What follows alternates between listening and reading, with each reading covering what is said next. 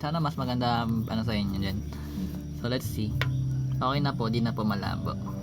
Pero kayo, ay, iba pala yan.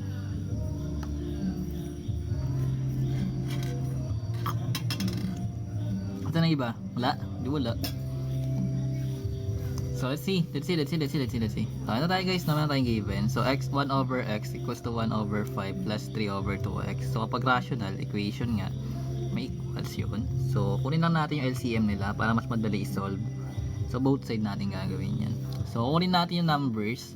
Meron tayo ditong 5, 2, tsaka 1 sa mga coefficient ng variables natin na. So ano ba yung magiging numbers or LCM ng mga numbers natin? Kung meron tayo ditong 1, meron kang 5, meron kang 2, edi magkakaroon ka doon ng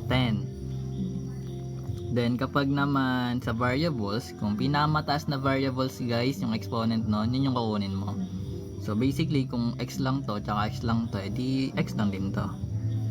So ito yung magiging LCM ng mga terms natin. So same process yung ginawa natin. Copy mo yung numerator, then yung matitira dito, yung multiply mo doon. So may variable x, takpan mo yon. Yung matitirang 10, dinagay mo yung 10. Equals, meron kang numerator na 1, then divide mo yung numbers, meron kang 10, divide 5, that is 2. Then may variable x pa doon. So 2x. Then plus yung 3, meron ka ditong 10, meron ka ditong 2. So magkakaroon ka doon ng 5 kasi 10 divide 2, that is 5. Then yung variable x, meron ka variable x, meron kang variable x, di makakancel yan. So mawawala na yung variable. Then simplify mo na. So magkakaroon ka ng 1 times 10, that is 10, equals 1 times 2x, that is 2x. Then meron ka ditong 3 times 5, that is 15. So ano ba yung kailangan gawin? I-isolate yung variable. So pwedeng nasa left yung variables, pwedeng nasa right, basta iwalay sila sa mga constant.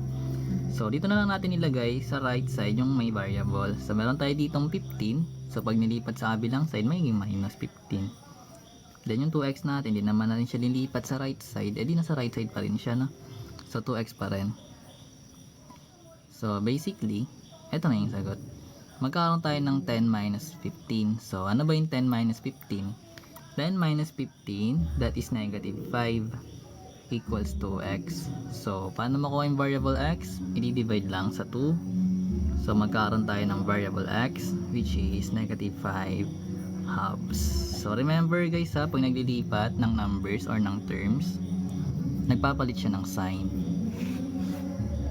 So hindi tayo magkakaroon ng 10 plus 15 doon kasi nilipat natin yung 15. So magiging minus 15 siya. Alam mo, gets yun?